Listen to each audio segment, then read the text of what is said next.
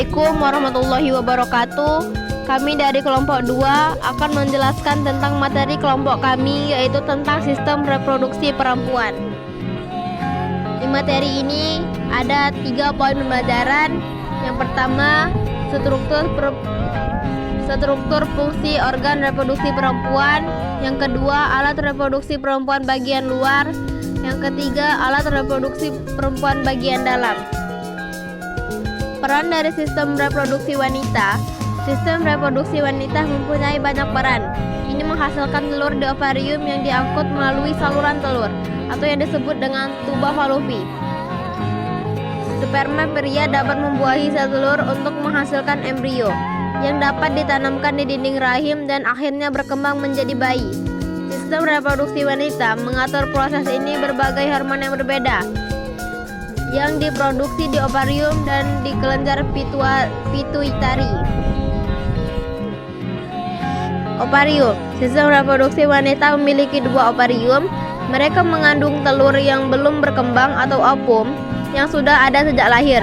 Mereka juga membuat hormon yang mengatur siklus menstruasi. Salah satu ovarium melepaskan sel telur yang matang sebagai bagian dari siklus menstruasi. Oviduk. Saluran telur. Saluran telur adalah 2 saluran yang menghubungkan ovarium ke rahim. Saluran telur juga dikenal sebagai saluran tuba.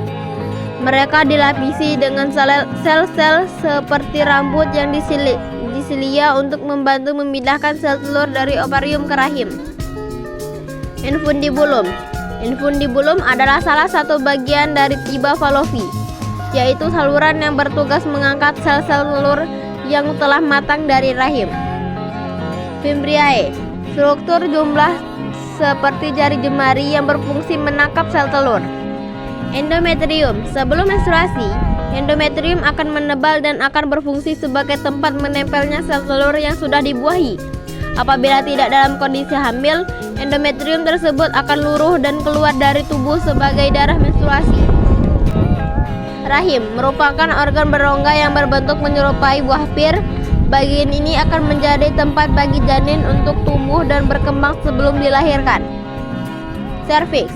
Leher rahim adalah cincin otot yang menahan bayi dari dalam rahim selama kehamilan. Leher rahim melebar saat membuka selama persalinan. Vagina. Vagina adalah saluran berotot yang menghubungkan leher rahim dengan bagian luar tubuh.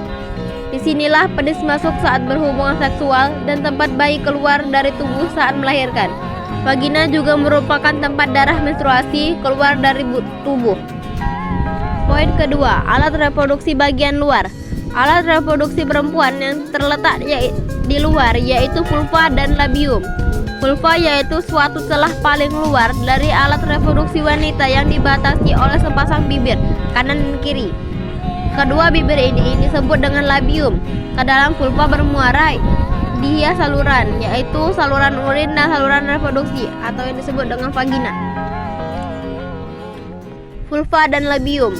Vulva berfungsi melindungi bagian dalam vagina, sedangkan labium berfungsi membawa urin keluar dari tubuh. Poin yang ketiga, alat reproduksi bagian dalam. Alat reproduksi